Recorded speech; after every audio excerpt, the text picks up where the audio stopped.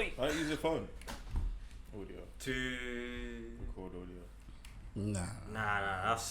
That's much better. That's basically a studio mic.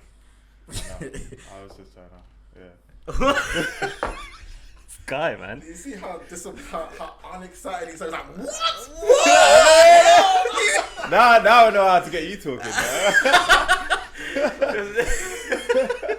Bro, we're just about to start. What is it?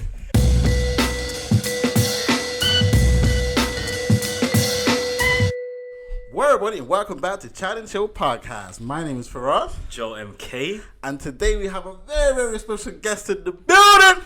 Yep. Yeah. I had to do that shit like breakfast time real quick. Hi, DJ MB. I had to shout out to breakfast time for that one. Got New York in the building. But we have a rapper in the room. Bars. Am I lying though? Bars. I'm still. I'm actually done. This intro is taking like 20 minutes. But big shout out to K Triggz in the building. Yeah. Make sure you guys go check out the Unpolished project. I know you don't like saying it's an EP. I mean, yeah. Yeah. So Unpolished project is out now. It's out now, every platform, wherever you can find. Visuals coming out today, actually. Yeah. Hopefully, by the time this comes out, hopefully it's coming out today. So by the time this comes out, Hopefully, hopefully it'll be out.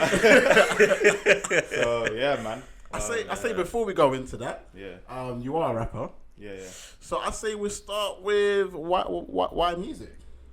Oh wow, why music? So basically, I grew up in Stonebridge, and when I was young, I wasn't really doing music. I was doing more arty stuff like drawing, and all that kind of stuff. Yeah. So, but then like Stonebridge Northwest kind of had like a lot of rappers, like people just freestyling on the block, and all that kind of things in it. Like, and this was even before like K Coke Blue, before Nines Blue, and all the main heads in Northwest. So eventually, hanging around the elders, I thought, you know what, let me try this thing. You know what I'm saying? So I bought a mic, went to Hosden, bought a mic, £50 thing, got Audacity for free, and then recorded my first mixtape.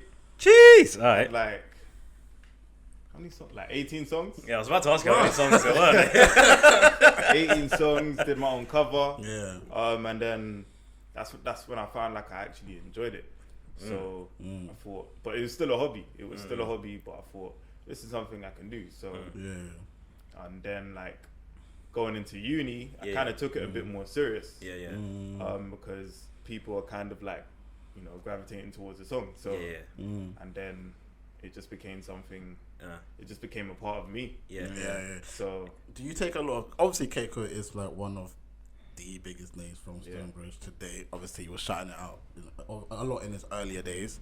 Do you take a lot of inspiration from like Keiko's journey from being signed to JC, being just still being able to come back? Because it's doing fairly decent still now, even after that.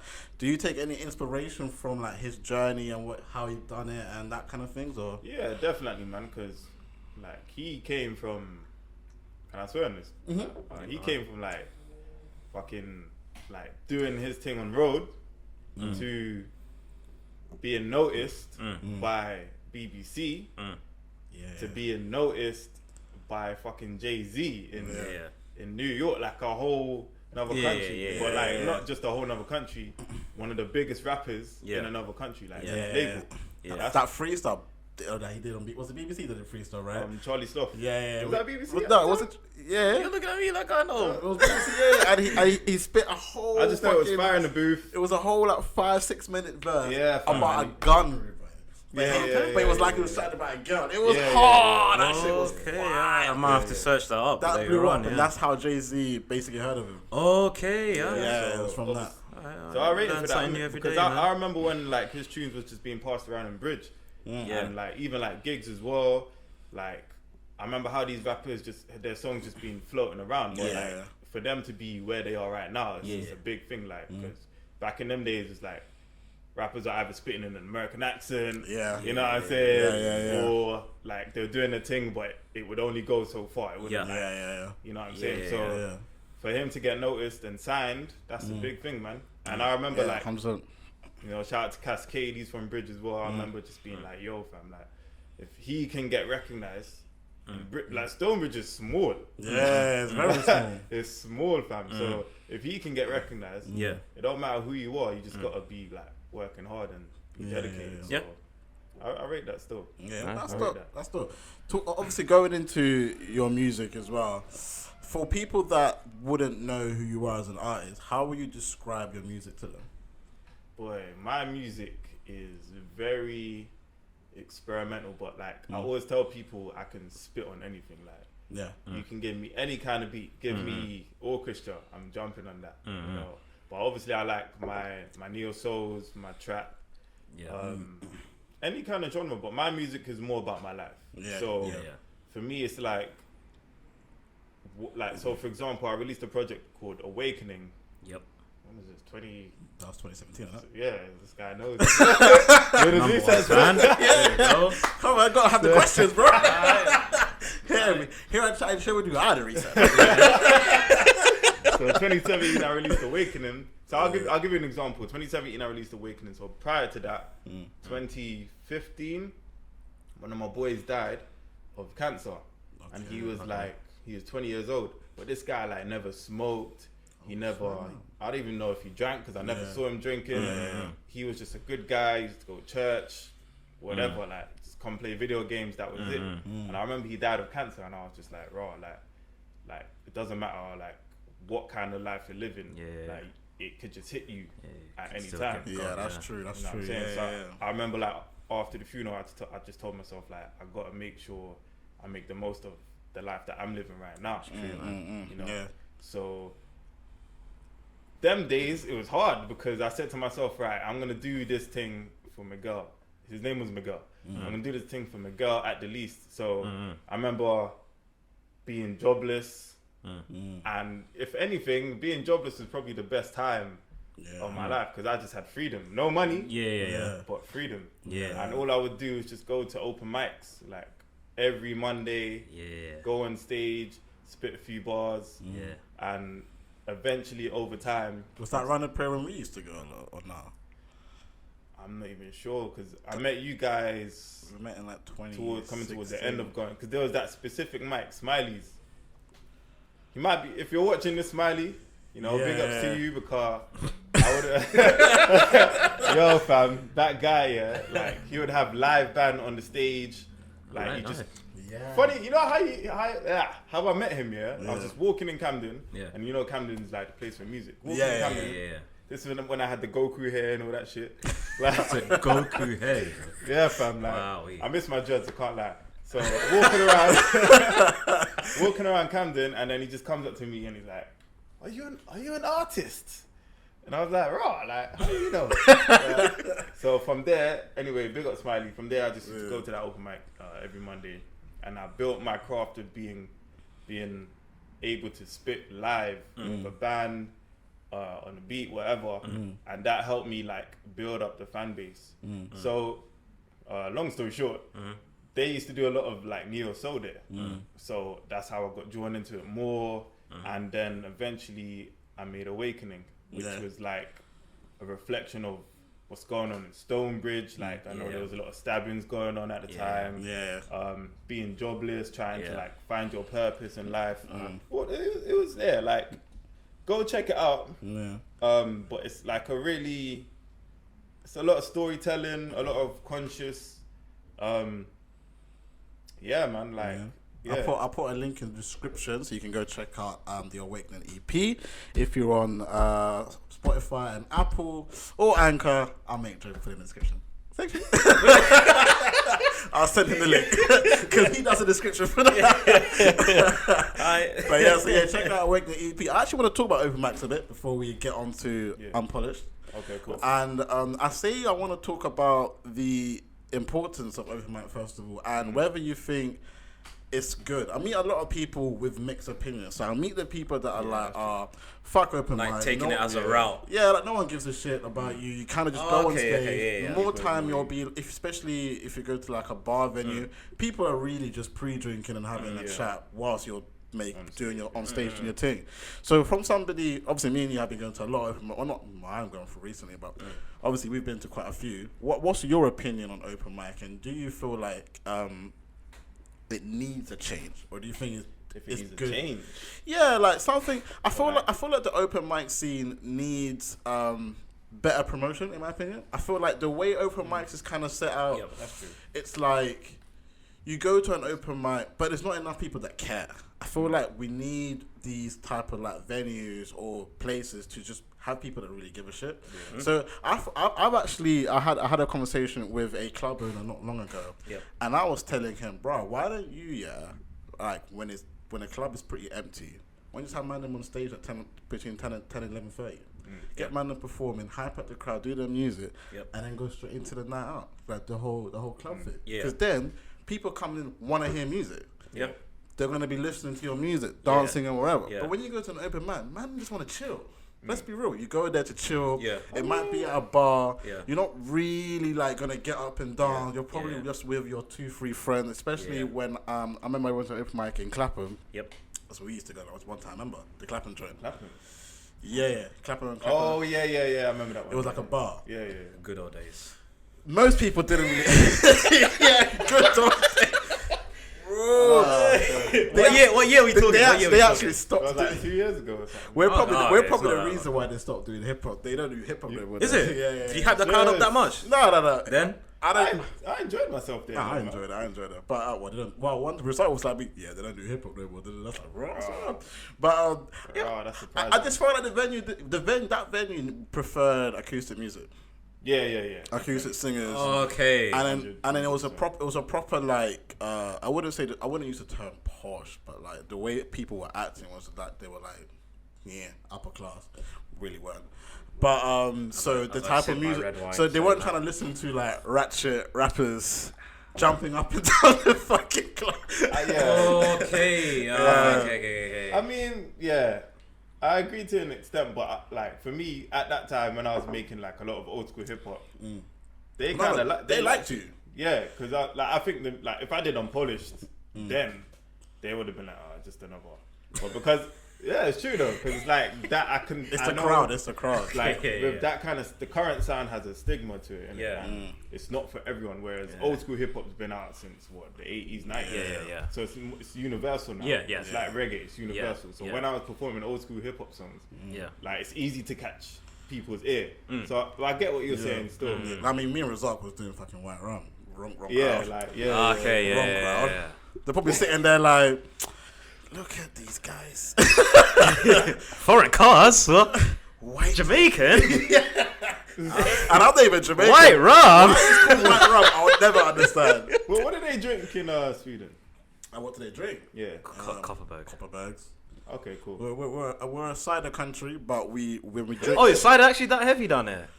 Up there, I mean. Yeah, but there's like 4 or 5 like really popular wine and cider brands that you lot around the world love more than we do in Sweden, to be honest. Now, Copperbag's a big drink in Sweden. Yeah. But when I'm around people, then like you, when people go to me, I want to get a Copperberg. I'm like, raw. People here really love that shit. Choice, in Sweden, that's like orange juice to us. It's just something we see every day. It's a normal thing, isn't it? Yeah, and it's a lot cheaper. Like to us. I'm gonna have a good time there. Then. a Copperberg to us, it's like you man getting a quick £1 Stella. But here it's like £5. It's weird to me. Okay. It's weird how expensive you man treat the drink here. Because it's imported, isn't it? Yeah. It's imported, That's probably, because to us, that shit is like buying a bottle of water. It's nothing, Everybody has it in their houses. So what, like, if you're in a house party, I know we're switching up the combo, but if you're in a house party, like, what's the strong drink like you go for? Like over here, obviously for me, I feel like because historically it's Scandinavian, so vodka's popping. Obviously. Cool.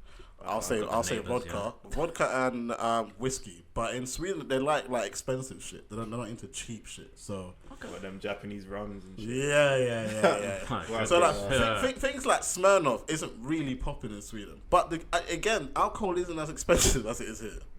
So you get, I think Ciroc is on an average 40 quid, depending on where you go. Sometimes I've seen it for 35, sometimes I've seen it for 30. I mean, in Sweden, it's roughly the same price. but the way it works out, it feels cheaper. Whereas here, it feels like you're eating into a £50 note. It doesn't really feel like that. Okay, yeah. You get what I'm saying? Yeah. In London though. Yeah, in London though. I'm basing on my experience, so definitely in London. Like, I only buy Ciroc if it's your birthday, and if it's your birthday, none of your friends are having that. Fair enough. That's a bit harsh. Shouldn't it be up to the birthday person to decide who they want to share the drink with? Oh no, I didn't say it was a present. I said that's my drink. Yeah, I'm thinking, yo, happy birthday, here's a drink, but you can't share it with. You already know it's a wine thing, bro. Fam, I did it for the girl. I know how this guy is with drinks, you know. We was at that, well, how long ago was this? He was at a party, yeah? Yeah. And he left his drink on the counter. Yeah. 2 minutes or even 1 minute, it was gone. Yeah. What drink you get? It was Tesco rum, I think. It was Tesco Yeah, rum. cheap thing. He's like, where's my No, but drink? what he usually does is, we know discuss this on the podcast. What he usually does is he gets the cheapest thing he can get, dashes it. Oh no! Hold on. Go, what? You cannot tell the world about that one. Yeah, you can't. It's exclusive. That's an exclusive thing, actually. Listen, We're before gonna I have to go- pay for that episode Then on everybody's Patreon. gonna know the game. I can't have everybody knowing the game. I'll tell you that. When we reach 1 million subscribers, then maybe we'll. Do you know what? I'll tell you the story when we reach 1K subs. Alright, cool. That's right. Subscribe now. We're only like We're only like 300 away. Not that far to go, guys. there you go. See, and this guy will reveal the secret. But yeah, Finessing back to open mics. alcohol.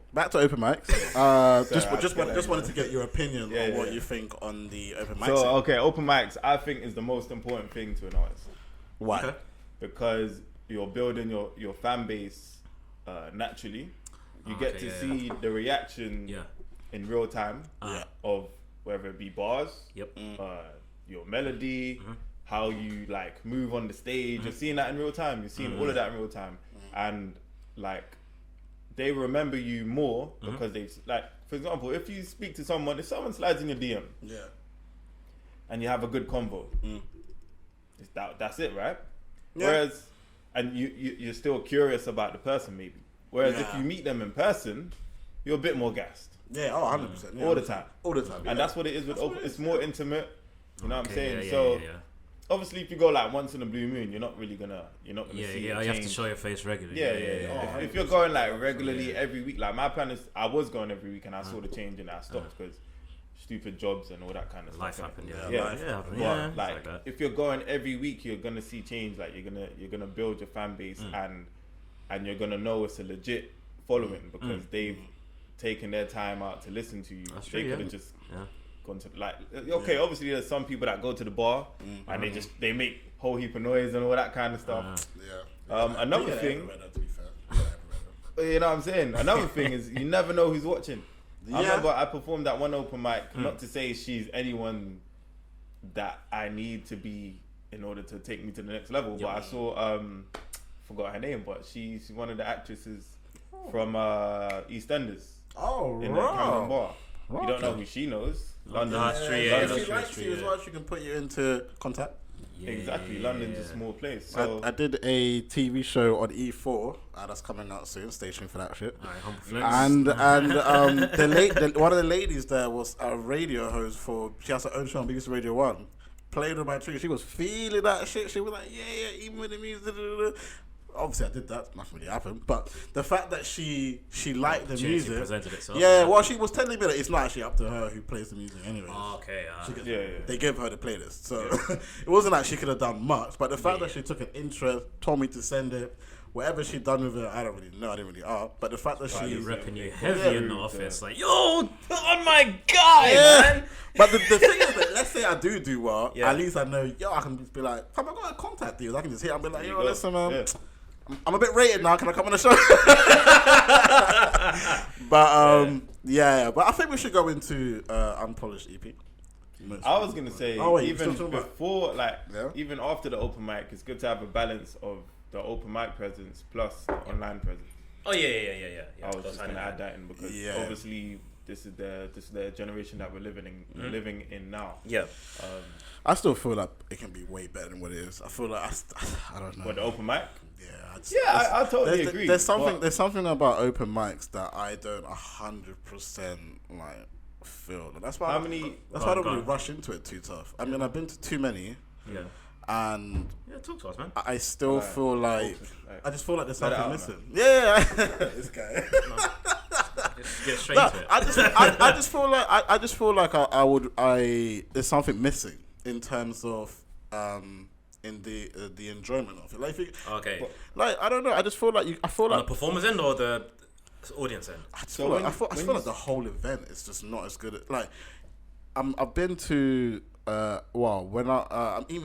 the Ugandan bloody open mic scene is way better than the scene here, and it's bloody Uganda. Yeah. Like you'll have like a crowd of like 200-300 people that are gassed, and you're performing for free. Yeah, here it's like no one gives a shit. Yeah, it's weird. Okay, man. Okay. Like, Yeah. I feel like I know people what you come mean. to watch a show, but here our open mics is like, let's just go. It's just a thing on the side. Let's just pull up to this restaurant right here, put a stage on, you man perform. Every man just do your thing and go eat. Like, no one's there for the show. Like, have you been to Smiley's? Sorry? Have you been to Smiley's open mic? Where's that again? Is that Camden? Camden, yeah. It's not on. I think I went there as well. That was an open mic specific for artists to come and people to come there knowing that artists are going to perform. Yeah. Whereas you have some other open mics where it's just a bar, a stage, a mic, and then whoever wants to jump on, do your damn thing. I walk past them kind of ones in Finsbury Park. And then there's the other events where they actually have, the promotional covers, posters, with the artists on front of it and all that kind of stuff. So it depends on. I think it depends. Like, I've been to a few good ones, but for me, like you said, I think it's the promotional thing. Yeah. So getting people to come there. I've been to a few that's been packed out, but they don't last long, kind of thing. Like they'll last for like a year and then they stop. So you reckon it's because of funding or? Could be, I guess. I don't know. Could be the venues as well, because usually they take most of the money. Yeah. I mean, it is pretty expensive. You're hiring out a venue. Exactly. And it's usually free as well. It's not really making much. And you're relying on the artist to get the crowd to buy the bar, because if they don't buy the bar, then the person who hires it out doesn't get their cut or whatever the deal is. Kind of thing. So I think that's why nowadays, or what I noticed with like the last 2 years, a lot of these events were just getting trap artists because it's music that you can get drunk to, kind of thing. So that's true. People that come are just gonna go straight to the bar. They're gonna be waved. You know what I'm saying? And the person who hires out the venue, it's easy. It's quick money for them. But that's the hip hop scene, though. We're flexers. To be honest, without sounding corny, hip hop scene are flexers. So if you have a trap scene, it's gonna be people just flexing with drink, because that's what the hip hop scene is. You go to the bar, you buy 3 or 4 drinks that you probably can't afford, and we just flex. But that's good for the venue. That's good for the venue. So it makes sense. Sip right there, that's a new one still. But you do have an EP that's recently came out called Unpolished. You can grab that on any streaming platform. Go get that shit. Unpolished out now. Explain to me the process behind Unpolished. And also before that, why the name Unpolished? So Unpolished, that's actually I made the project before the title, and usually I have a title way before I make the project. But this time I thought, let me just make 4 songs for the summer, put it out, and then the songs ended up being songs about, like, they ended up being very transparent. So like talking about a lot of personal stuff. And I felt that, like, it's got to be something that matches this. So at first I just thought, I just Googled like stuff that was transparent, stuff that was like raw, rough. But I kept finding dead words in it. That synonym search on dictionary. I know them ones. I know them ones. Like, so I was like, I knew I just take a while in it. So eventually I thought of the unpolished diamond, where it's like you literally, it's being dug up, but it hasn't been molded or molded, but you know what I'm saying, it hasn't been touched, kind of thing. So unpolished, that's literally where the theme came from, where it's like we're all unpolished in a sense, because we're not all perfect, but we all still have that value in us. And that's what this project's supposed to represent. Right. Going from songs to like Where I'm At. Yep. Talking about like, you know, relationship problems or just friendship problems, going through life, whether you're trying to break out of the 9 to 5 or just travel, etc., etc., etc. Up to the last song, which is called Critics, which kind of deals with people like, especially in this generation, like everyone wants to criticize something. Why is your logo black and white? Yeah. You know what I'm saying? Everyone wants to criticize something, and it's like this. It's all a part of being unpolished. Like we're all, we've all got our own scars or blemishes that we're not afraid to show. So that's where the theme came from. Like looking at you've had obviously Awakening projects and you've obviously done projects in the past. Would you say that Unpolished is kind of showing your maturity in a way, showing, you know, that you've now kind of grown up? You know, obviously when most people start coming up, the music is very like, I have to sound like this. I feel like you're one of the artists that I like, especially because you're not so similar to everybody else in terms of the beats you use, the subject matter. It's not like just sex, money, weed type shit. So would you say, because even from when I listened to Unpolished, I was surprised. You sound mad mature. You sound your age. You know what I'm saying? Like, you sound like you've been through shit, you've done shit, and this project kind of like symbolizes who you are as a person right now. Would you agree with me and say that Unpolished kind of portrays you as a more mature person now? 100%, because there's a theme with all these projects. So like, you know, the first one was growth. Like that's way back. And that's me, you know, growing up. Second one is awakening, realizing what the world is actually dealing with. This is Unpolished. So yeah, there's a lot of maturity here because I'm at a stage where you know, when you get to that, okay, probably not everyone watching is gonna understand this, but one day you will, if you're like, I don't know, young, very young. But like, you know, when you get to that age and you're like, okay, like, I actually have to now. There's no like one day or I'm gonna. It's like I have to get this sorted, whether it's property, whether it's whatever, anything that to do with being an adult, paying bills. I had that moment last month. I was like 23. Oh no.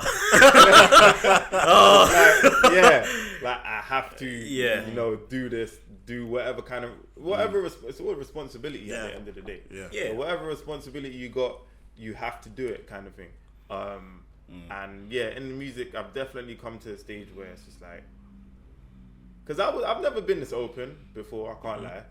Like, especially talking about relationship stuff.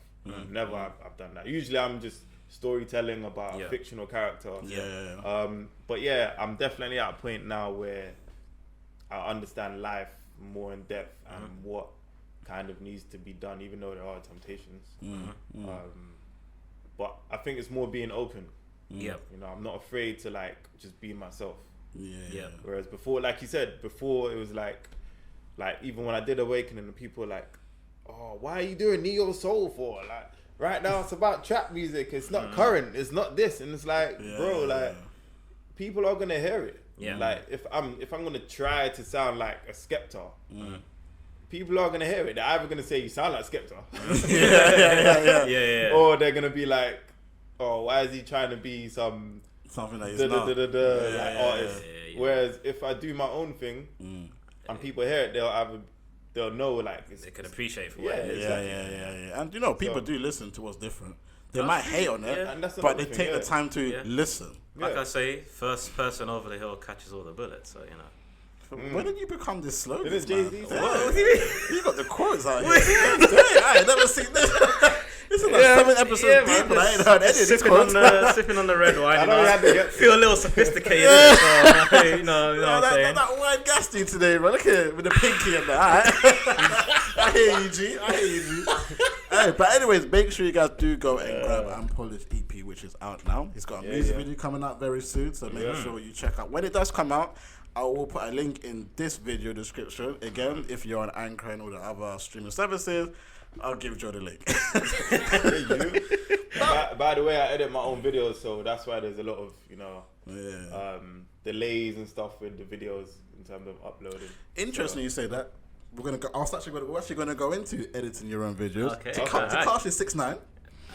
has been tested. There's a reason because let's get down to business. Before we go into Tekashi 6ix9ine situation, because you said you edited, did you guys know Tekashi 6ix9ine was a videographer before rapper? He edits his videos. I'm not surprised. He went to college. He was So Gummo, I think his first few videos were all edited and shot by himself. So he would get his brethren to just hold the camera for him real quick. He directed it, and he was shooting a lot of the Mandom's video in his own area in New York. Yeah, he was making that was his hustle. Except I haven't jumped into music yet, so. You're trying to be DJ Khaled. But I just stick to the producing. It's an interesting point because you always have to admire the people that technically do. It's a bit like J. Cole. A lot of these rappers are very, very smart. You know, they just don't show it in the music. Well, they live up to a persona they think they should have. Yeah, because it sells. Yeah. Snoop Dogg went to college. It sell? Well, look at Snoop Dogg's a graduate. Yeah. Yeah. In what? What? Ludacris doesn't really. Ludacris doesn't really surprise me. Ludacris is just like, you find that out, you're like, he doesn't whatever. even act, he's saying that because he cut his hair, innit? Yeah. No, not even that. It's just like, he's never had that, like. Ludacris has never had that road persona. Yeah, man. 2 Chainz. He's a graduate. Yeah. Well, I knew that because he used to play basketball, so I know that. Yeah. He used to play. He was a point guard, but right? I mean, like, Lil Pump. The receiver? He just didn't Lil Pump. That's American football. I said receiver. You're just naming random positions from all sports. Like, I did no point guard. First he asked me, was he a point guard? I was like, nah. And then I was like, receiver. I was like, that's American football. Jesus. But didn't Lil Pump? He's another one. But anyway, Lil Pump graduated too. Yeah. What are you talking about? Harvard. I'm trying shit. He's not. I don't know. That's the rumor, but I don't know if it's Harvard. But it wasn't really a Harvard. But, Google's getting hit up later today then. But anyways, Tekashi 6ix9ine has been testifying, man. Yeah. Oh my God. Listen, I was listening to the thing today. Shout out to DJ Academic. He did a 4-hour on Twitch, literally. Went through DJ Academics. Yeah. If you go on Twitch, he did a 4-hour. When you came in, that's what I was watching. Yeah. A 4-hour number one fan. going through the whole from beginning to end. Fam, I can't even remember 99% of the information. He says there's too much. Tell me, man. Let me. Long story short, though, Tekashi 6ix9ine was in court. Yep. And if you haven't heard any of the audio tapes, he testified, obviously, in front of all the gang members in the like, America's deep. At least in the UK, you don't even see the Mandem. Here, bro, you see the victim, the family's victim. Oh, it's peak. And apparently, I heard the whole of the crowd was like 6ix9ine gang as well. Because must be living that stress life. But yeah, he wait, what? The 9 Trey gang, whatever they're called. Yeah. Or Trippie Reds. Let's just say Treyway. Treyway was in a room. Oh yeah. Supporting the Mandem to see what. Yeah. And fam, they even told Tekashi to like point out the Mandem in the crowd. Serious? Yeah, and he would be like, I think Har was wearing like a grey suit. He was saying, and one of the guys wearing like a brown suit. They played the audio of him being kidnapped, which I actually watched the kidnap video as well. Not gonna lie, he deserved to snitch. Bro, I'll snitch with that. An American gangster, you know. Yeah, fam, this is gonna be the best documentary of all time. Oh, that's true. Yeah. 6ix9ine documentary is gonna be lit. This is a movie, bro. Yeah. Fuck El Chapo. This is 2019 El Chapo. You got rainbow hair, nigga. Yeah. Running a whole. You know what? All his role was, which is what I found very interesting. 6ix9ine was just the financial guy. Yeah. He had no other involvement with the gang. If the gang needed money to purchase guns, he provided the cash.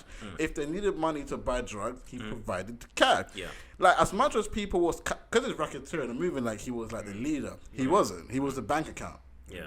He paid, they protected him. That's all it was. He paid for bodyguards. Yeah. He paid for bodyguards. He's the executive producer. No, but people kind of believe that I had to test my gangster tour and all that bullshit. Yeah. Like, you real gangsters don't chat all that much, like all that online and social media and all them things there. They stay on the low for a reason, man. Do you guys think he can still have a career in hip hop? Oh, yeah, sure, but not exactly the same. Pop, not hip hop. What the hell was the difference in that? So you got hip hop, which is hip hop. Did you say? Yeah, hip. Oh, hip hop, not hip hop. So So if he comes back as like Flow Rider or something, that There you on go. some dance track. Next thing you hear is music in the gym. Like, Can Tekashi still come with that aggressive tone though? Because that's what I liked about Tekashi. Man. So okay, let's paint the picture then. What he comes back here? He's gonna come back to Brooklyn? Nah, Yeah, he's already ratted on Casanova. Apparently, I don't know. This is what I'm hearing.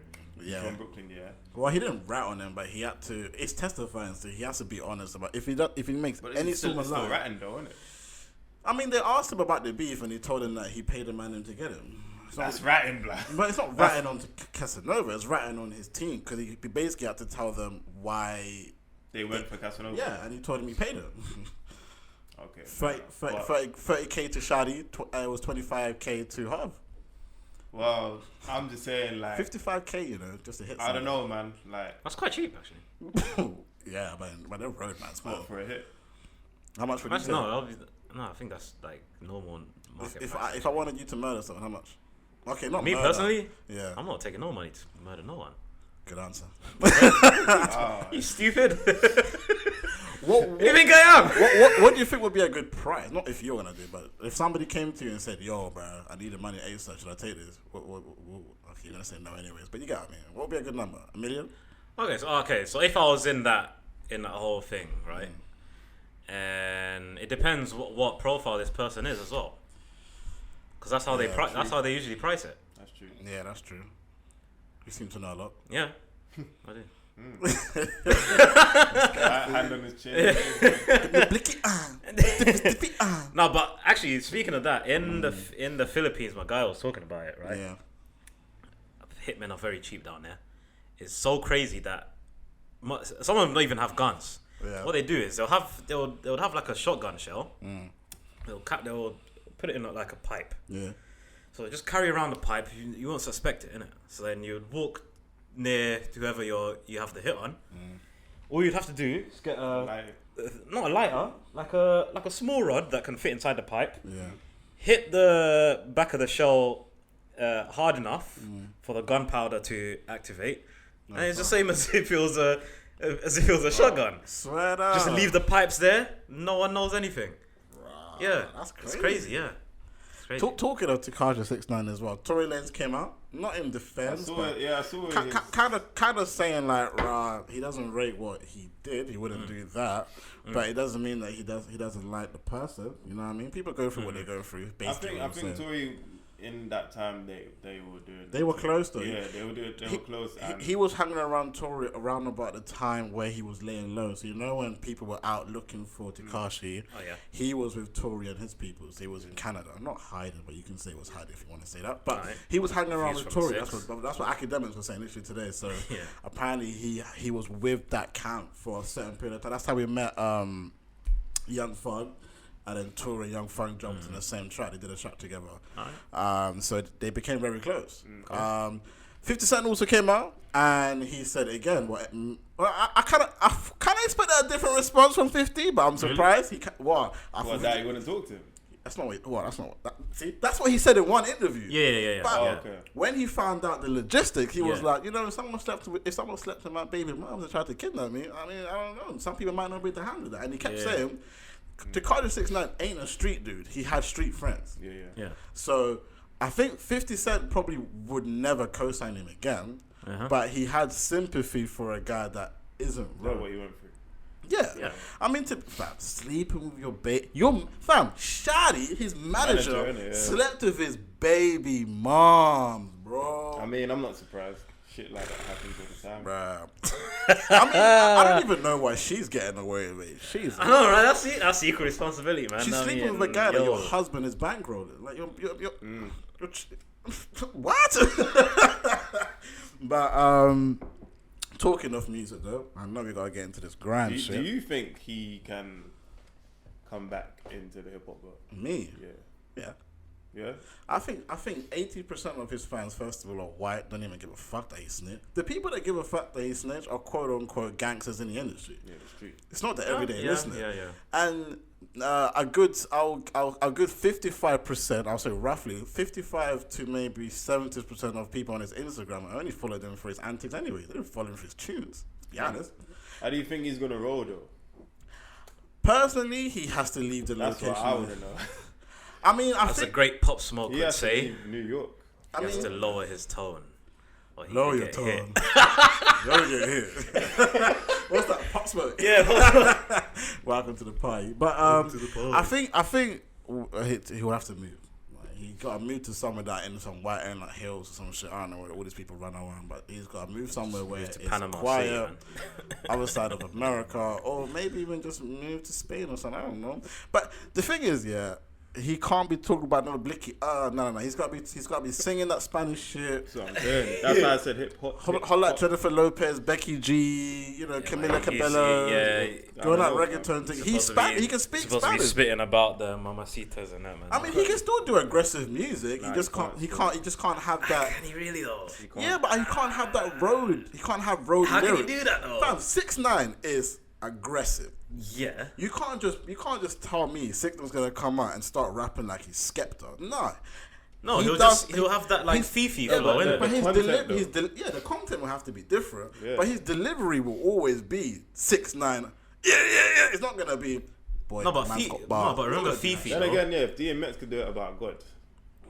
Okay, yeah. There we go. Dear Lord, how? Like, you know what I'm saying? Like, if DMX could do that, then I guess he could rap about anything. I mean, if he's gonna rap about the street, that's a no still. We just have to wait and see, man. If it's going to be an interesting one. I mean, with this day and age, I will not be surprised. If he's gonna be out very after he's done snitching. They're gonna file that because he's obviously then it'll go on the time served, innit? Yeah, it'll be on the time served. So the time he's been in jail, that'll be like his jail sentence, and we'll just get like a little tag or some shit, house arrest for a bit. Sure, be on probation, like me over that 10 years. That's what it is. That's what happens. But America's weird, bro. They can have him probation for like 20 years. I don't really get the system. It's mad. The system's mad. But man, the real reason why I got K Triggz today, because this guy's been gunning me about this UK grime shit since 2017. I heard it was on site still, so I don't know how you're still sitting next to each other. He better have the same energy today than he did. Alright, let's get it. Let's go. First of all, I say we just start with what you think of the scene like that. I think that's a good place to start. So, UK scene now has been doing very well for a while.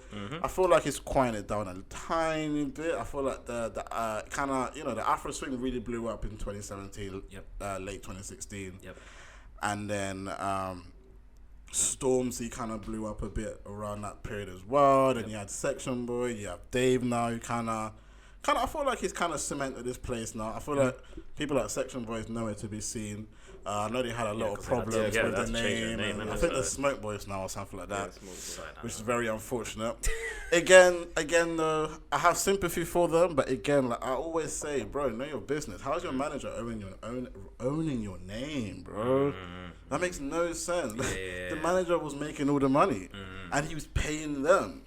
That makes no sense to me. This is why music seminars. But actually, on a good segue, we're gonna be discussing this next one of the next few episodes. Personal stories too, lawsuits and that. So but stay tuned for that. Yeah. So the UK scene is it's alright. What do you think of the scene now? Yeah, I think it's healthy. Why? Plenty of reasons. You got the Top Boy series season 3 just got released. They just dropped an album. Yeah. Like you said, Dave. You got man on GRM dropping songs and getting views like what 7 mil, 5 mil. Yeah. So it's still healthy. You know what I'm saying? Skepta's still out here. Octavian. The list goes. Wiley's doing his shenanigans with Ed Sheeran and. So have you had a diss track? Wait, what? There's a. I thought you came with a statistic. But you had your receipts, my guy. Wait, what? Drake and Ed Sheeran got dissed by Wiley, you know. Ed Sheeran, you know. Ed Sheeran, can you believe Ed Sheeran's on a diss track? You know, it's funny because Ed Sheeran can rap, so I wouldn't be surprised. Oh, yeah, he can. Yeah, I remember. Yeah. But this is what I'm saying. The UK scene's healthy right now, man. The UK scene right now is at its biggest point because, you still think it's on top right now? What do you mean, like on top? In terms of like where the scene is right now, you still think? Yeah. It's like Okay. on So top? who's running the charts? Fredo and Dave. Didn't that go number 1 and it beat Sam Smith? Yeah, but it wasn't the same week Sam Smith put out the song though. Like, don't make it sound like they both put out the same day. Yeah, and but man, so- Sam Smith was like number 1 for like 3 weeks before that went. So like, what? relax, man. If I had a number 1 hit for 10 weeks and then you became number 1, don't be like, man, just beat Firahs. No, it doesn't work like that. Okay, I've been holding you got it. to Google. No, Google, yeah. What other, Google what other song came out in the same week as that song. That song charted. No, but I feel like Dave and Stormzy are the two. H got, I swear he's got like 4 songs in the top 10 right now. Yeah. H. Who's H? H, the white. And you want to talk about Oh, some people like it. I don't even like his music, man. But it don't matter though. You want to talk about Grime though, innit? Hey, do you rate H? He's alright. I haven't listened to any of his music. He's good. He's good. He's not. I'm He's good. I'm tired of. He's good. I'm tired of like these What? like. I know what you're gonna say. I know what you're thinking.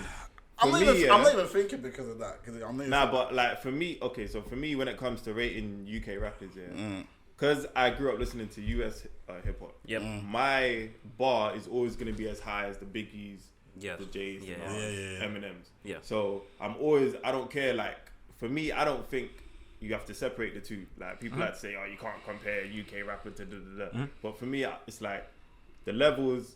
Whoever is being rated as this top guy in the UK, their level has to be as high as these man in the US. That's true. Yeah. So that's why I rate like Little Sims. As it for Little example, Sims is dope. because she's hot. She's but she don't hot. get no mention as much in it. So like when you say like H, like I say he's good. I heard his album, but like for me, it's like you have to be a good rapper and make good music. Like you have to have a good body of work. Yeah. You just have to have a And- buzz and a good and celebrity friends in the UK. No, I mean, I like- don't feel like you have to be that good in the UK to make music. I don't think you have to be that good in No, any. but we're in talking any. about. I'm talking about like rating the artist though, innit? Like rating Yeah, the. but no one listens to H for his bars. They listen to like H came out from He's that got bars, freestyle. though. He did that freestyle that blew up. That's like. Have you heard his album? I mean, I've heard enough songs to not want to hear Okay. them. Wow. I don't dislike H. I think. Nah, I at think. least you're honest though. I think what H is doing for the scene, especially in terms of white people hip hop for the UK, is good. There's not many white people doing that in hip hop in the UK anyway. So the fact that H is out here doing his thing, I rate that. Doesn't mean I like his music. Nah, like the same way I don't really fuck with Eminem, so I don't need to hear it. Like I've never liked Eminem to that extent. I still don't. He's alright, but. Eminem's hard. Fam. Eminem's one of the best lyricists. Yeah. My point is, I prefer his like freestyle. When Eminem, I think my favorite album of his was Bad Meets Evil that he did a couple of years ago. The album was sick. Whew, the bars, yo. But do I like Eminem? Nah, doesn't mean I like him. I just appreciate his music. Fair enough. But going back to the UK scene, do you like the term grime? I want to discuss grime because I'm kind of tired of hearing Dave's grime, Stormzy's grime, Young Bane's grime. Bro, every time I read an article, name me the top 5 grime scenes in the game. Fam, I've heard artists say this in fucking interviews. They started saying names like Young Bane. I'm like, hold on. H ain't grime. I don't want to hear that guy that sang Jumanji shit ain't grime. Stormzy ain't grime. Dave ain't grime. Stormzy can be grime. He There's came a- up as a grime artist. No artist in the UK stays grime. Let's be honest. Grime's whack. Anyways, What do you mean Stormzy ain't Apart from grime? this, What are you say talking grime's about? white? I said Grime's whack. Because I was about to say, what? before everybody hates me, all your favorite rappers don't stay grime for a Skepta reason. stayed grime. Skepta did, and I rate that. And Wiley. JME The did. Godfather. I mean, JME, but why all Wiley's hits are pop songs? No. Yeah, I sort of know Wiley as a pop. Fam. Yeah. Man, do not check man's catalogue. The thing is, I made the same mistake with Dizzy Rascals. I thought Dizzy Rascal was just a pop guy. He went pop. Yeah. But but when I went back to look at Boy in his, the corner. Not even that, like his underground sets on like Cool FM or whatever. Yeah. Then I realized, yo, this guy's like, grime to the max. Yeah. I'm saying all these like. Yeah, but you can't sit there and tell me, Go on, yeah. I'm not saying why doesn't have any grime hits, but his charting songs are pop tunes. It's like the only grime artists that I can sit here and go, man, you man are grime. Skepta, JME, Gigs. Man, he's a rapper, bro. He's not grime. See, this is the problem I have. Nobody knows what grime is in this country. How do you define grime then? Grime is really?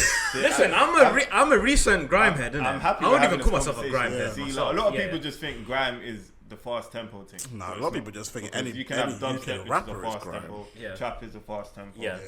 Jungle is a fast tempo. Yeah. Grime is the sound and like the way the beat kicks, like the drum pattern and all that kind of stuff. Yeah. And what's the BPM for that? Usually it's 140. 140. But like, same as dubstep. it has those weird sounds like computer game sounds. Yeah. You know what I'm saying? That's Yeah. what grime is. And that's the old school grime. It's kind of evolved now.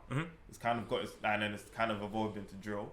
But even drill is like its own sub. That's 6ix9ine. But, yeah. But like that's why I don't like when people are like, oh, this artist is grime, that artist, just because they're spitting fast. No, grime has got its own sound. Like if you listen to Wiley Godfather, and Godfather 2, that's pure grime.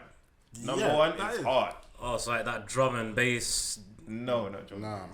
Okay, I don't know. I don't know what I'm talking about, man. But this is the problem. I'm telling you right now, 80% of musical fans, they don't know they don't know what grime is. Nah, they don't know the difference. The world doesn't know what grime is. I just found out I don't know what it is. I see Dave at Charlemagne, the Guards interview. Yeah.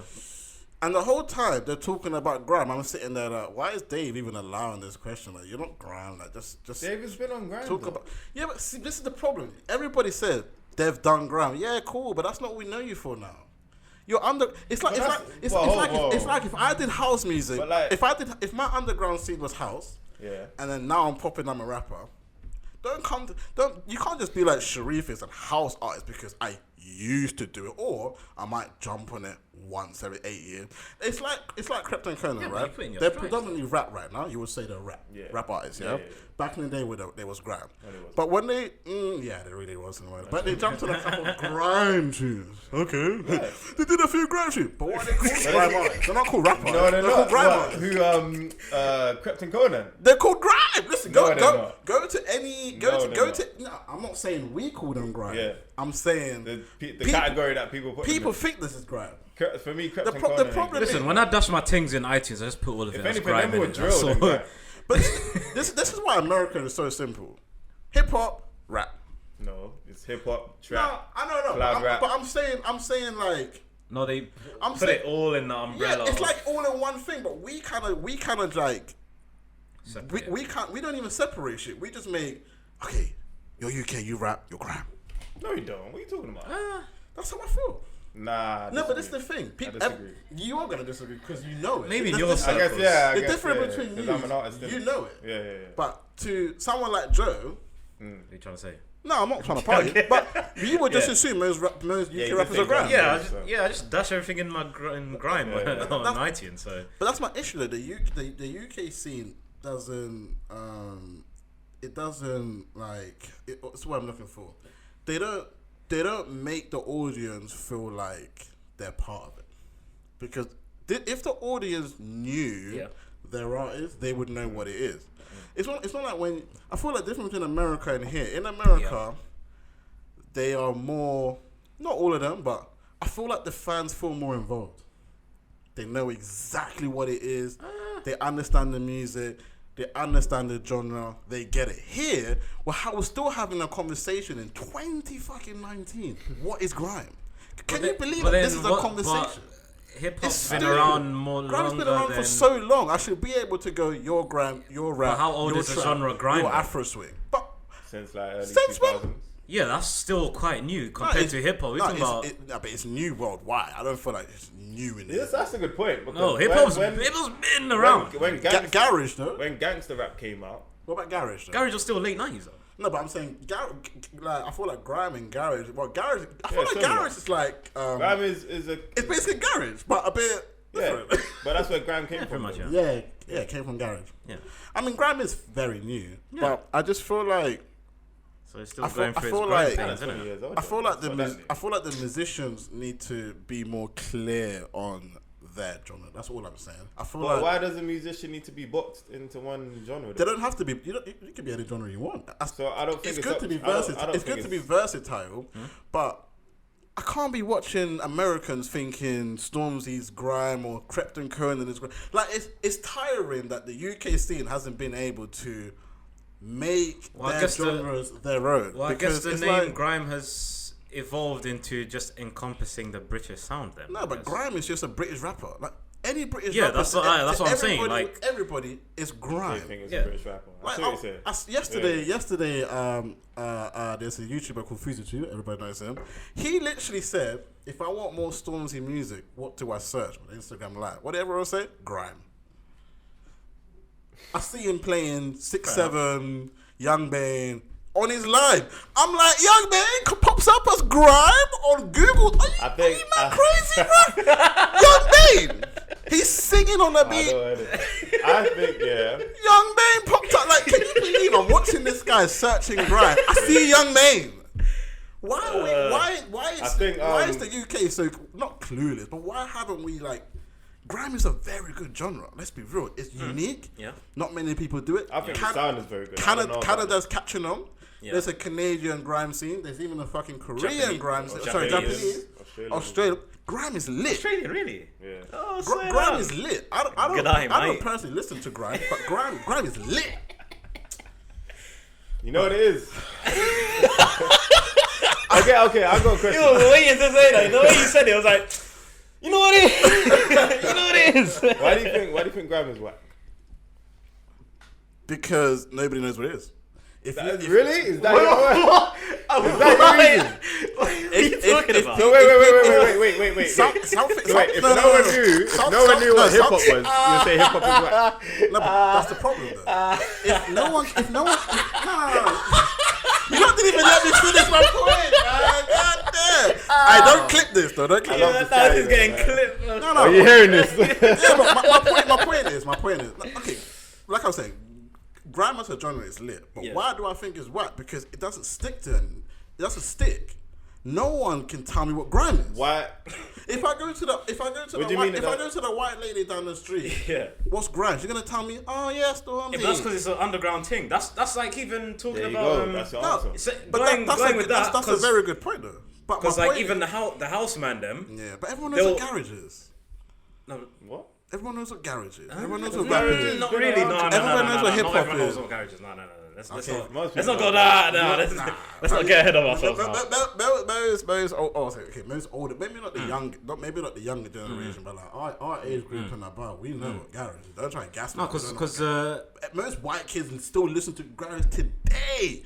I was at a party. Yeah. 5 white kids were spitting garage. I was like, bro, I've never seen this before. But anyway, my point is 21 seconds to go. The reason why grime is sick as a genre. Like, don't get it twisted. Just because I don't like grime, it doesn't mean that nobody else does. I can have my preference in music. Yeah. I just feel like no one. This is the problem. Yeah. The mandem in the grime scene don't care enough to promote it. And before you look, I know he's got something to say to that. Every single grime artist, when they blow up, don't make grime hits. They make pop hits. What, Bossy Bop? When they're Bossy Bop. Oh, the new joint. I think it's YouTube. It's not even a new tune. No, it's not Bossy Bop. But YouTube it though, isn't it? Bossy Bop. I think you YouTube it though. Was that grime? Just YouTube it still. I know which one you're talking about. Yeah, but that's one song. But this is my point. So why does an artist have to stick to one genre is what I'm trying to say to you. Because what I was going to say earlier is that when gangster rap came, a lot of the old school guys didn't fuck with that shit. They're like, what, this ain't hip hop. Yeah, true. You know what I'm saying? Yeah. And obviously over time, people got used to gangster rap. Wiley Flow or Sounds of the Skeng. It's Wiley, something Wiley. I heard it. What I'm trying to say is that look at artists that have been out for like, I don't know, 4 years or whatever. They're not doing like the same sound. Was that grime, yeah? What? Wiley Flow? I don't remember. What? Stormzy new tune? Yeah. Yeah, it's grime. Okay.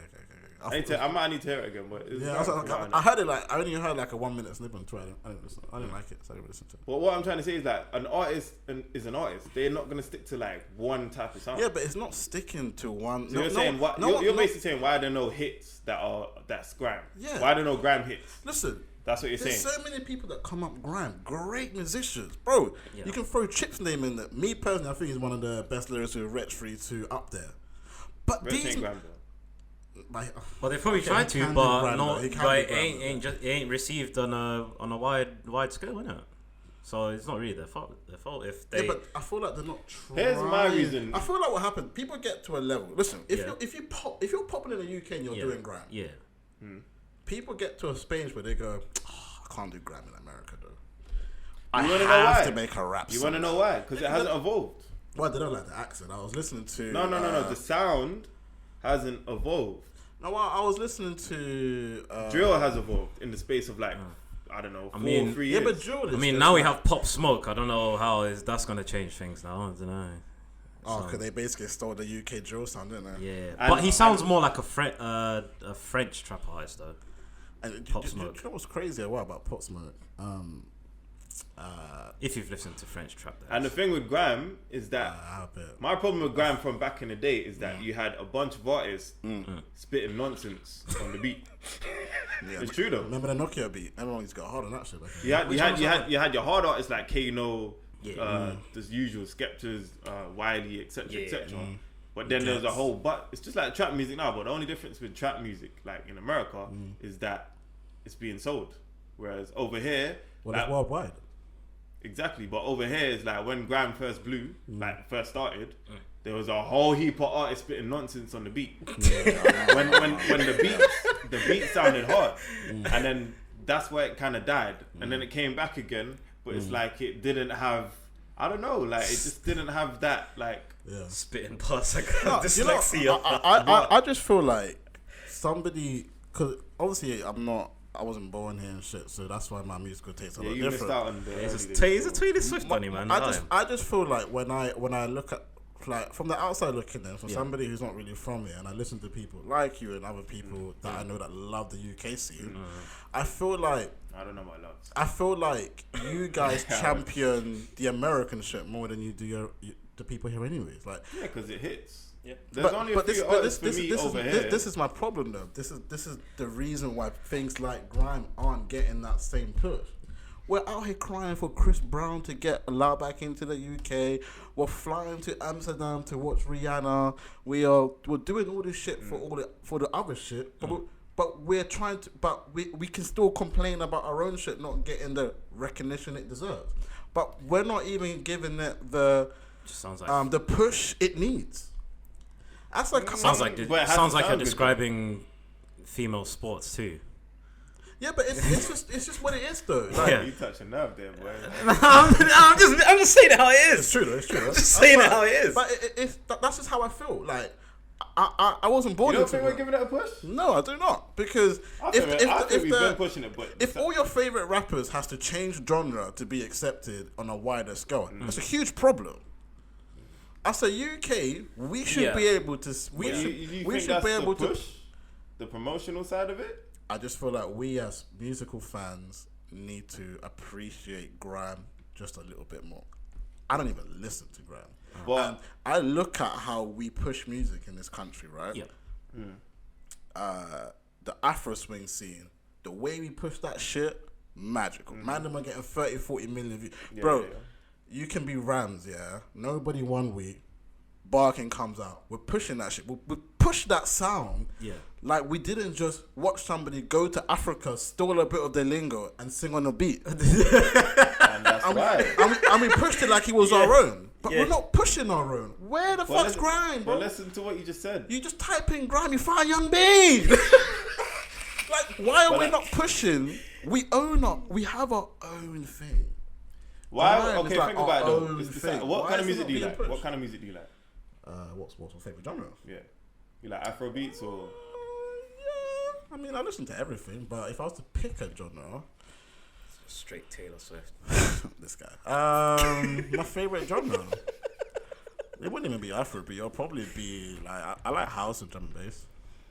Okay. It's one of my favorite genres. I like house because it hits. I could listen to a few, like I could listen to a playlist of house. I can't listen to a playlist of grime. No. Reason why? No, because it depends on the artist. Yeah. For me, it's about the sound. Music speaks. Okay. You know what I'm saying? And this goes back to my point about the artist jumping on grime. Yeah. Compared to artists jumping on any other genre, the caliber or the ratio of good versus just whack artists is higher. Whereas with grime, it's just you just got any and some next people jumping on grime. Yeah, I know. and that's why it killed the genre in the first place. Yeah. Killed the genre in the first Now it's like, I don't know, like for me, I haven't heard like the last grime song that was like super hard. Yep. Actually, nah, I'm not gonna say the last, but like for me, like a super hard grime song that if it came out today would be a hit would be Kano's P's and Q's. Hit. But when was the last time you heard a song of that caliber on a grime beat? It's true. Compared to like Jumanji, that's a hit. You can be in the studio, you hit, that's a hit. You don't hear a lot of grime songs and you're like, yo, this is a hit. But I still Like, don't. I still you know don't what I'm saying? Yeah. So you can promote it all you want, but at the end of the day, the music has to do something in it. And I feel that it's only the legends that's carrying the boat of grime, and then like you got a few other artists that like I'm not gonna diss no one in it, but I'm just saying certain artists who release grime as a single, it's okay. It's okay. To be fair though, I do also. It's not like. I believe the UK is a huge issue in itself when it comes to the just the rap culture in general. Too many people in higher power aren't really helping out grime fans. Oh, well, yeah. A lot of them. Let's be real. A lot of them are white. You go to all the biggest radio stations. Most of them aren't black. You got Charlie Sloth holding it down for our culture. Yeah. Do you see what I mean? Yeah. He's not even black. Yeah. He's holding it down. Yeah. You got Tim Westwood holding it down. Still not black. Mr. Jam. Yeah. Like Mr. Jam. You know what I'm saying? Well, imagine I went, he's not black. he is black. But my point is like the problem is there's not enough people in power pushing grime at the same time. Meaning radios aren't really playing grime. That's why this is the problem. The things that I've learned about this country. We're too commercially sound based. If you sound commercial, family friendly, we're rocking. Yeah. Every radio station, Capital, they're rocking with it. But I feel like when I look at how trap's being pushed in America, obviously it's a bigger area, so I do understand. Somebody said, it's a bigger area, bigger reach. Yeah, I get that. But the way that they have been able to break down the boundary and push it. They keep pushing. They keep going. When nobody wanted to hire you, put you on radio, they were still putting it out. I just feel like here we go. They don't want to play this song. Let me come back with a rap thing. Well, I guess that's now the rappers are all doing Afro swing anyway. Yeah, so I guess that's now that's Afro swing half of the time. So that's another problem then, because now. Obviously, it's 2019. We have social media and stuff. It's like it's no longer the age of the gatekeeper where you have to beg for mercy at the at the label and hope you get the funding or whatever. You can just bust your tune on United Masters QuickTime. If you have your money, then you could do your own promo and stuff, shoot your own videos and all that stuff. So I guess it's grime. Does grime even have from somebody who listens to grime? Does grime even have a reach like that? So that's what I'm saying. So if we have a big enough case study of people trying to just do it on their own and it still doesn't have that same reach, then then it's fair to say, just grime's just supposed to be just an underground thing. It's just not supposed to be mainstream. So name me 5. I just think it depends on the caliber of the artist. Because for me, Wiley's Godfather was phenomenal. Is Wiley still regarded as relevant right now? In terms of... You mean musically? You mean musically or... Yeah, I mean, I like Wiley. Are you serious? What aspect are you talking about? I don't know. I look at... The guy who dropped the song with Stefan Don, Sean Paul and Idris Elba?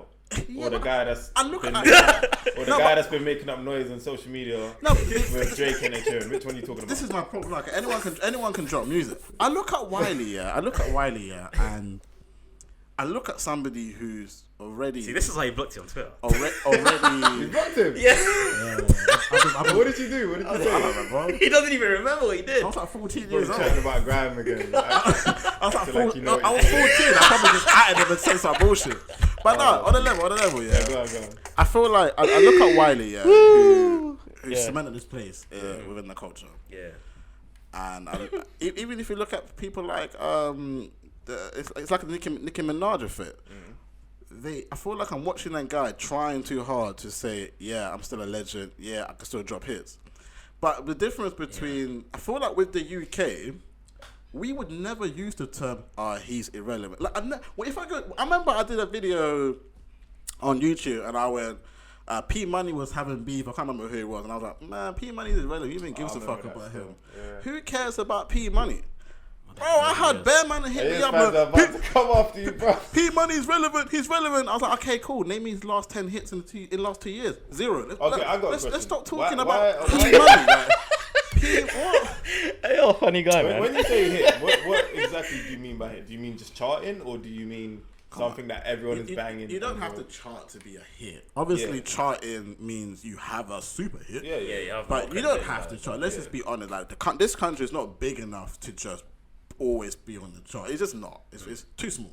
Yeah. In America, what do you mean be on the chart in America, or what? Well, I mean, if you're American, a hit is on the charts because it's so much easier to get on the chart. Here, I feel like a hit doesn't necessarily mean you're charting.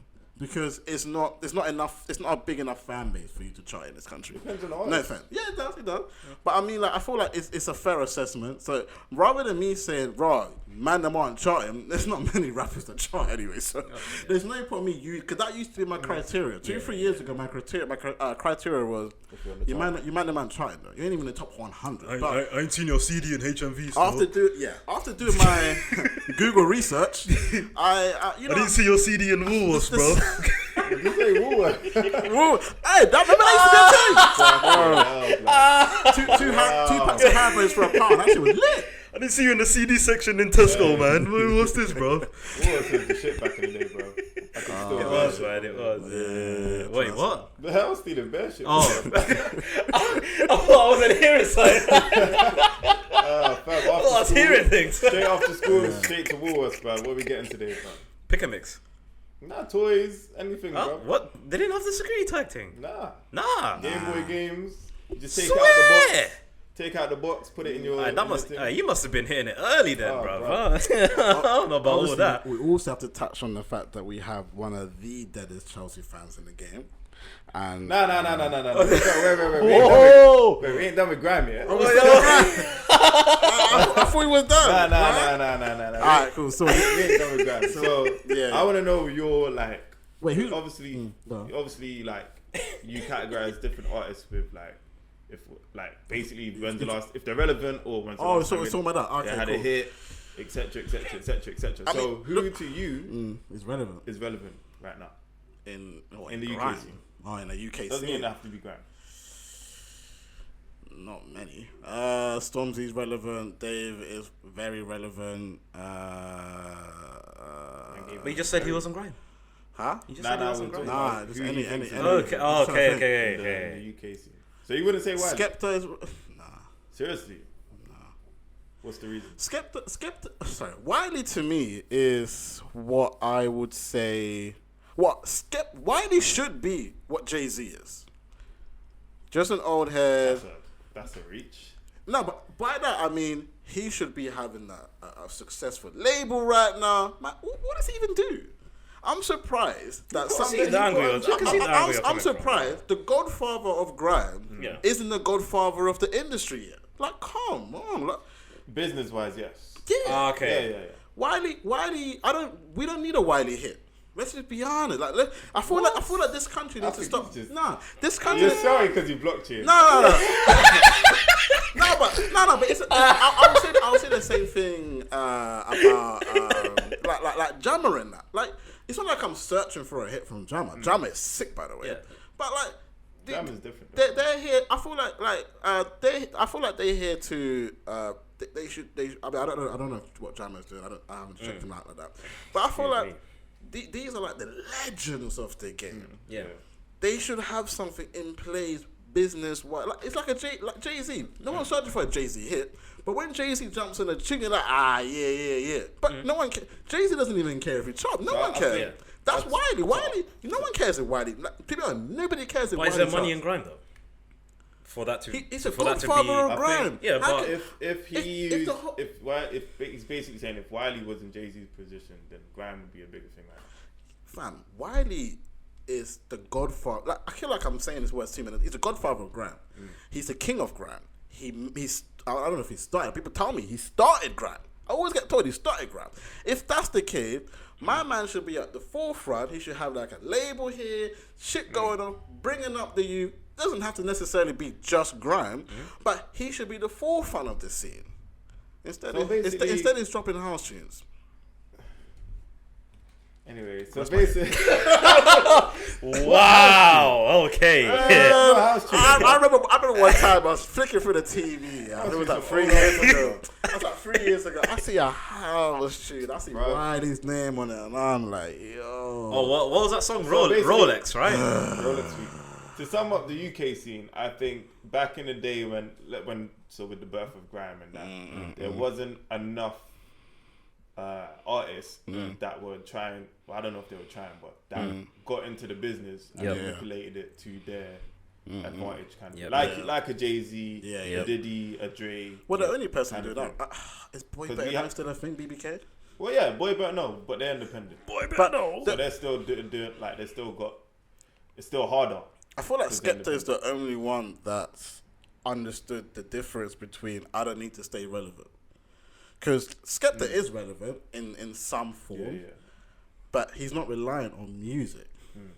Wiley's reliant on music, and that's my problem. The king of Grime still thinks he needs a hit. He's crying on the Grime because Drake won't put him on. He's then crying on the Grime because Ed Sheeran won't do a song with him. Bro, listen. You're a legend. You don't need to run around and try to cement something that we call you anyway. You're the godfather of this thing. Yeah. Act like one. It's like Nicki Minaj running around crying because she came number 2. You're the queen of rap. You're not always gonna win. You're the queen. We don't need to. You don't need to remind us who you are. We know your accolades. You've been doing this thing for 10 years. Let Cardi B take the crown. Take the L towards Remy Ma. Shut the fuck up. Like, what? Like, I don't understand. Yeah, but I don't understand. Like, can you imagine now if Jay-Z goes on Instagram Live? Oh, yeah. P Diddy goes on Instagram Live right now. And he's like, man, you man don't even rate, man. Bro, you're a legend. Imagine Diddy doing that though. But he doesn't rap, so but he doesn't. That's kind of a flex that Mace was on, right? Sort of. Yeah. But he was rolling with Diddy, you know. I think certain artists, certain artists know what they do. It's like wrestling. You're either a heel or a face. Some of these artists, not like Kanye West. He knows when he says these things. Kanye West is cancelled on slavery? That was a choice. He knows what Kanye West is cancelled on this show, bro. Anyway, he said slavery was a choice, bro. I ain't want to hear that. That's why he cleared up his. That's why he cleared up his what he meant. Don't try to blame drugs on that shit. These guys know the media, so they know like different artists have their different approach. Yeah, I'm not even gonna get too deep into it. Let's go on to the next thing. But, as an artist, I know like, and as someone who watches wrestling, I know how to and studied media. I know someone when they're manipulating the crowd. Donald Trump is the prime example. Yeah. Oh no, Donald Trump is great with the crowd. As much as I don't like him, he knows what he's doing. Obviously, Nicki Minaj, Wiley, they've chosen to be in that realm of the hated person, the bad guy, but they know it's gonna gain traffic, kind of thing. And there's different approaches. The silent type, like a Frank Ocean, whatever. Nicki Minaj got signed by DJ Academic. I don't want to hear it. Anyway, so let's go into another topic. Hey, man's going hard on artists. All right. What's up? Hey, before we carry on, what's up, Sharif? What's up? Man's going hard. Yeah, like no. I'm not going hard. Yeah, I just feel like some people need to just stop thinking that we don't know the accolades. That's what it is for me. I feel like to be the godfather of rap, just be godfather of rap. Like you don't to be fair, not only are you godfather of Grime, your hits aren't Grime. Your hits are pop tunes with Steph London. So he just needs to. You might not put it. I'm not even putting it. I'm being serious, fam. He's getting on live screaming and shouting for no reason. It's not even a pop tune, it's a dancehall tune. But yeah, I know it's a dancehall tune. But anyway, we're gonna go. shout out to Ryder. Unblock me, please. but you're trying to get me blocked by him as well, man. Hey, if any of you guys want to chat music on this show, feel free to come through. Anyways, we're gonna get into football. Yeah. Alright, this is a time I check out. We actually recently went to our women's game. Oh yeah. Shout out the ladies. Yeah. Chelsea. Yeah. Tottenham. Yeah. As we do. Stamford Bridge is a nice stadium as well. Enjoyed it. Good decent day out. It's a decent stadium. Yeah. That's alright. Needs that upgrade still. It's not OT, but you know what I'm saying? It needs that upgrade. I can't lie. It's not OT. It's quite. I mean, it's quite aged, but you know, it's decent. Stadium. I can't even believe Tottenham has a better stadium than you guys. No, that's crazy. It's new, that's why. No, but I mean, like, just in terms of the stature of Chelsea and the stature of Spurs. Just shows what their mentality is on, don't it? Yeah. But anyways, Champions League, Chelsea 2-2. Chelsea's been 2-2. Oh, you're talking about the league? Oh, sorry. No, you drew 0. Oh, you lost 1-0. Sorry, you lost 1-0. You're talking about Champions League or Premier League? Well, I said Champions League 2-2, but I was thinking of Tottenham. But no, Chelsea lost 1-0. Yeah, we took the L now. Ross Barkley couldn't hit a penalty. I don't know why he took it in the first place. Oh, fam. Oh, now you're just going to get me fucking Lad, I was watching it, and I was like, oh, okay, VAR actually came through for us. Yeah. Woo! Yes, penalty. Like, he's taking it. Jorginho, Williams. Yeah. I see Barkley run to the ball. I was like, fam, we did. Barkley was like, I got this. Yeah, like, so, I was like, right, okay. Bro, I thought, okay, he's actually going to put this. He seems. I was gassed, bro. Yeah, I was like, okay. He was like, he seems confident. Yeah. I get this. Jorginho came up to him like, bro, you got this, man. Yeah. He gave him the co-sign. Yeah. He's like, alright, this. William was like, are you sure? Alright. And he just walked off. So I was like, alright, cool. Then there was, you know that 1 second pause when footballers, they look at the ball and they get that nervous breakdown. Yeah. And you know that he was like, I was like, okay, he's gonna miss. I feel like he was pressured so much because everybody surrounded him. I feel like the one, if someone's taking a penalty, you just give them the ball, let them do their thing. When you start screaming and shouting, and that's what they always miss. You see, man, arguing for the ball, they miss. Unless you're Mario Balotelli, because he just doesn't miss penalties for some reason. But like, because he has fights every time and still bangs it in. I don't know how he does that. No. But like, what do you think of Chelsea's chances of getting in that top 4? In top 4, I think we can do. Really? Yeah, our defense. All we need to do is improve our defense. Our midfield is good. Our attack is good. It's just our defense. What are you thinking of Tammy Abraham? Yeah. Enough now. Yeah. What do you think? What are you thinking of Tammy Abraham? I think he's a brilliant striker. He's clinical. How old is he actually? I think he's like 21. Yeah, he's young. He's young. He's got years. He's got years. So I think he'll be there still. I think he can even score 15 goals this season. He's already got 7. He's gonna score way more than 15. Because I'm giving him 15 because this is his first season. I think he'll score like 20. I think he can. 20? I'll give him 20. But depending on the Champions League run. What I like about him, he's not like usually big guys, they got, back to goal and they set up other players. He's willing to go past other players and just bang it. So, yeah. True. We're good. Do you who would you think will finish in the top 4? I'm gonna say I think Liverpool win it. You think Liverpool win it this year? Yeah. After Man City's blunder. City don't seem as clinical as last season. And clinical? I think their defense is just whack. Could be that too. Actually. Because they have they lost. They got rid of company or didn't renew his contract or whatever. He didn't really play last season anyway, so it was more bloody Jones and what's his name, Otamendi. Yeah, and Otamendi was sick last season. What? What do you mean what? I mean, I like Laporte. Laporte is sick. I still don't know about Stones. There's something about Stones. He's a bit suspect to me. He looks good when he's with company or with Laporte. Doesn't look good with Otamendi though. That's a terrible partnership. Terrible partnership. Very bad. Who do you think will get the golden boot? You got between what, Aubameyang, Aguero, maybe Salah, potentially Mane. Yeah, I think Mane will be up there. Kane. Kane ain't getting it. No way. I feel like Kane's done now. He's black. Don't want to get me started on Kane, fam. Man scores penalties, fam. Man gets goals. I know. Kane is good because he's that was like the World Cup as well. He had 3 penalties. This is what I'm saying. Like Kane is Just good. designated penalty but kicker. He's not like. For me, I would have Aubameyang, Aguero, even Abraham. Yeah. Maybe not Firmino, but like I don't know, man. I don't think Kane will get it. I think if Aguero stays fit, he can easily get it.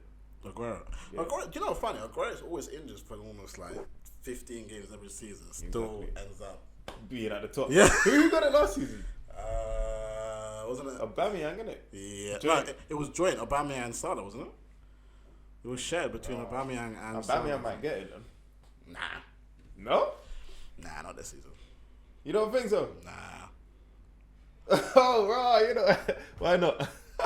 I just thought. Well, I don't know. Aubameyang's not going to play up front as much as he did last season. Now that Pepe came as well, and so they're trying to do the whole Lacazette, Aubameyang, and Pepe, the trio. That's the new thing now. So nah, I don't think so. I think the top scorer might be. It's gonna be Aguero. Yeah, maybe Aguero. Maybe Salah. I guess Salah will be up there. He's always gonna Salah's score always goals, up man. there. He's always gonna Kane will probably somehow end up there. Sorry, fam. If I got any fans that like Tottenham, I'm not sorry still. I like Spurs though. Well, I like Pochettino. I don't know if I like Spurs. I like Pochettino. I think he's a good manager.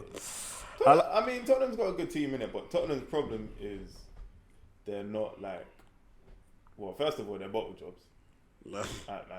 I think their peak's over now. Last season was it for Spurs. Nah, man, no way. No. They had a bad start, but I don't mean their peak is over, fam. Nah, I feel like You know whose peak is over? Manchester United. Wait, hold on. I like how you did it with the talk about. Ago, yeah. Yeah, but listen, Man Man United is in transition right now. I feel like the What? How long? David Moyes transition. We're still in transition. It's crazy. We keep getting a new manager that wants a completely different style, and that's the problem. So did Chelsea, and we won trophies, so that's not an excuse. I don't want to hear that still. No, but you guys kind of get similar managers. Conte, Mourinho, Rafael Benitez. They all play like very defensive football. Rafa Benitez plays defensive football. Did you see how many goals Hazard scored in that season? Torres scored. Yeah, but that's Torres scored. What was it? 20 goals. That's the same. That's the same with Man United though. Every top club has that one guy. Man United, when we had Cristiano Ronaldo, scored 40, 50 odd goals. The team did the rest. Ronaldo finished the game. That's the same with Hazard. Nah, but you had Rooney though, man. You had Rooney. Rooney was basically doing Ronaldo's backtracking job. Ronaldo never came back. Ronaldo played on the right wing and stayed at the top. But I mean, Rooney used to run to the right. He was still contributing to the goals, man. Whereas Chelsea, it was literally when Ronaldo was there, Rooney was scoring 15, maybe just about maybe hitting 20 goals a season.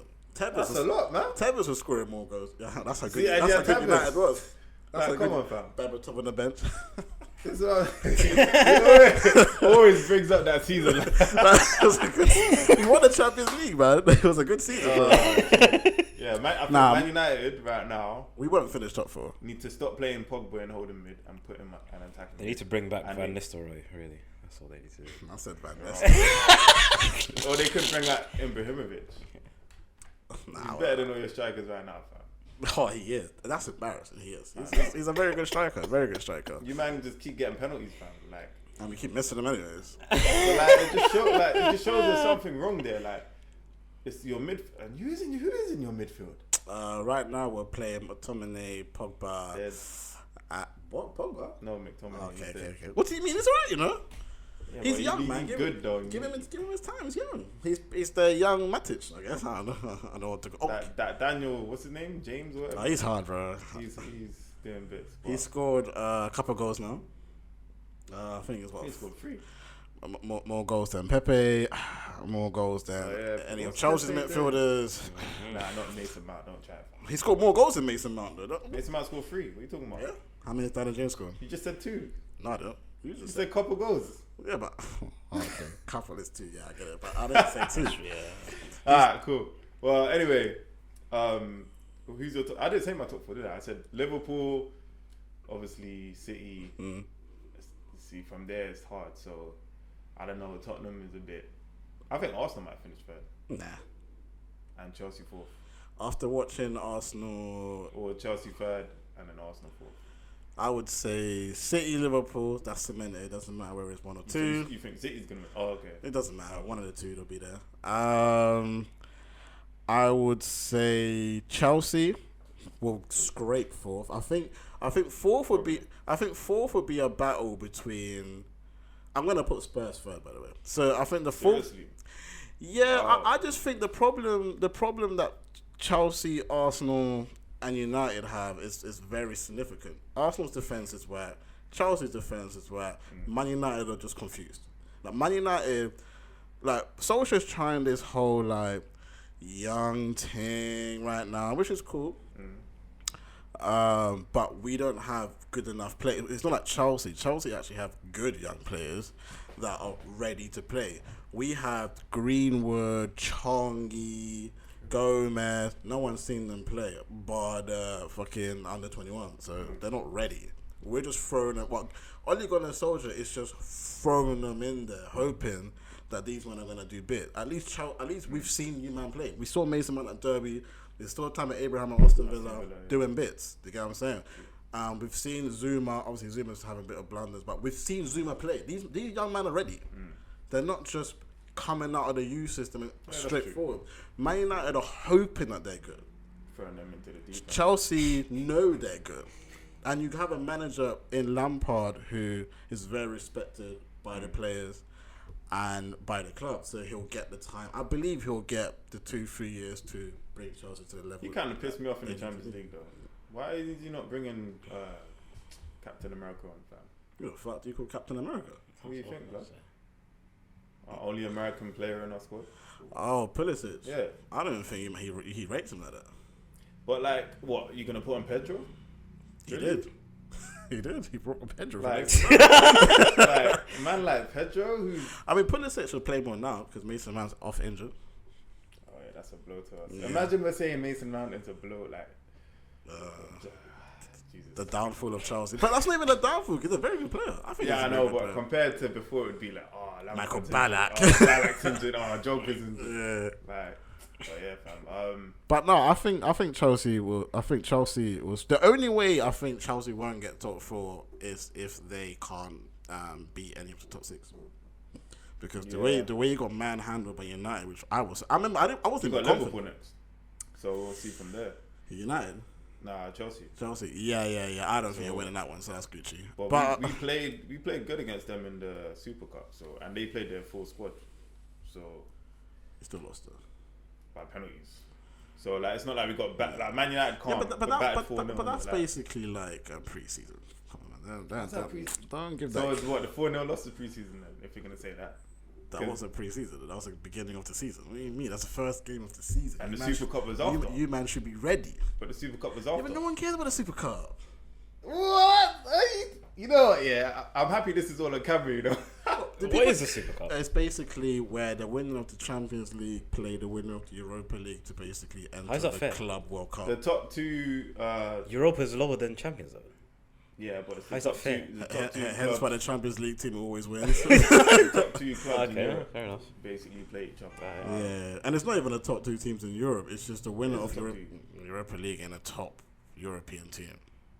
So it's the top 2 teams in Europe at Emma of the Del season. Top European team and a top runner-up, please. Yeah. Yeah. Runner-up would be quite it's not lenient. runner-up. It's Fam, not runner-up. It's not Fam, runner-up. this is Europa. Champions League is like man's walking into Louis Vuitton. Obviously. Europa League is like You say Louis Vuitton man's with an now S. shopping in Primark. You Yeah, said that's what it is. you said But Louis. That's why the Super Cup. So is it's like important. the employee of the week at Primark Yeah, going yeah. up against the employee of the week at Louis Vuitton. Yeah. So put it into this perspective then. Yeah. Liverpool, they won the Super Cup, and now they're going to the Club World Cup, right? But no one. I mean, I personally don't care about it. But as a manager, as a team, as a club, you're gonna want to win it. You want to win every trophy. I mean, yeah, I think it's it's cool. Exactly. It's cool. It's not like it's the friggin' Carabao Cup. It's cool. You get that every season. Whereas this comes once in a blue moon. Well, it comes if you. I think that's what if you win in Europe. Once every what? Well, if you win in Europe, it's very rare to win it like unless you're Madrid, but it's very rare to win it like. You know what I'm saying? The only reason why I don't really give it much credibility because you're playing whack teams from Brazil and that you're probably gonna win it anyway. What, the Super Cup? No, you're not. Not well. The Super Cup. That's never happened. The Super Cup enters you to the Club World Cup. I'm talking about where it takes you, right? Is there a Club World Cup? Yeah. So how come that's not a big thing? all the champions because of all the nations aren't really. Right, you got teams from like Australia, Pakistan, wherever. Like, it's like the whack, bro. It's whack. Like Super Cup. It basically. I think Super Cup is important. Super Cup basically means you're the king of Europe, but if you win the Champions League, you are the king of Europe. The Europa League team is never king of Europe, so I don't know what I want. I think it's a good trophy to claim. I think the Super Cup should be the only Super Cup I acknowledge is at Burger King. So what's the first friggin' I can't remember what the Shield, man. What's it called? Community Shield. Community Shield. Yeah. It's like if you're playing for me. Or the Emirates Cup. Nah. That's pre-season. I think the Super Cup should be like knockout stages where they have the top 4 teams in the Champions League. Yeah. And why would you do all of that hassle for? Because I feel what's the point? King of Europe. Yeah, King of Europe. Yeah. That's competition, right? Yeah. Europa League and King. I mean, you can give. No, it's not. Of course it ain't. You can give the Europa League. I think if you're gonna do Super Cup, and it's King of Europe, at least have. I mean, I know it's a lot. I'm never gonna do it, but I think it would be cool to have like the top 4 teams in the Champions League, and then that sounds long already, fam. the 2 finalists of the Europa League and just do knockout stages. That'd be so good. What, 6 teams? Yeah. But like, how many matches is that? And then you got Champions League. I said knockout stage. I said it would never happen. I just think about the practicality of it. It just sounds too long. You got a whole mini tournament at the beginning of the season, and then the Champions League starts right after. That's what I'm saying. It would never happen. I just think it'd be cool to watch. I don't know. Can you just do it on FIFA, guys? Yeah. But anyways, for the people that want to get in touch with you and want to see your music and blah blah blah, where can they find you, bro? Yeah. So everything's on. That's a wide out angle camera, right? Yeah, but you can just look into the phone. Making sure. I don't know. Whatever. Yeah. So it's K Triggz here. You can find me at K Triggz. Literally KTRIGGZ. That's literally everything apart from YouTube. It's K Triggz Media, and that's it really. Same name for everything. Unpolished EP out now. Go stream that. Where I'm at video out now. Go watch that on YouTube. Subscribe to Chat and Chill. You know what I'm saying? Upload that. Yeah, man. Just enjoy yourself. Listen to the EP. And keep checking these guys' content out, man. Like, appreciate that, man. Convo, man. For those who wants to comment about the Grime thing, you know what to do. Get this guy. Combo his neck. All the Wiley fans and the combo his neck. But yeah, man. It was a pleasure coming here. Still, like finally after 2 years, man. 2 years of trying to get this done. 2 years. We have to wait. Finally got a project out so we can have a conversation. Exactly. Yeah. That's basically what it was. I told you I'm not coming here for no reason. Like I don't want to chat and chill. But I gotta come with something. Yeah. Well, this has been Chat and Chill podcast with your boy Firahs Joe MK, K Triggz, and we will see you back here for the next episode at some point. Cause stay tuned. Peace. All right. Yeah. It's perfect timing actually, because there's like 6 minutes left on the SD card. Oh, right.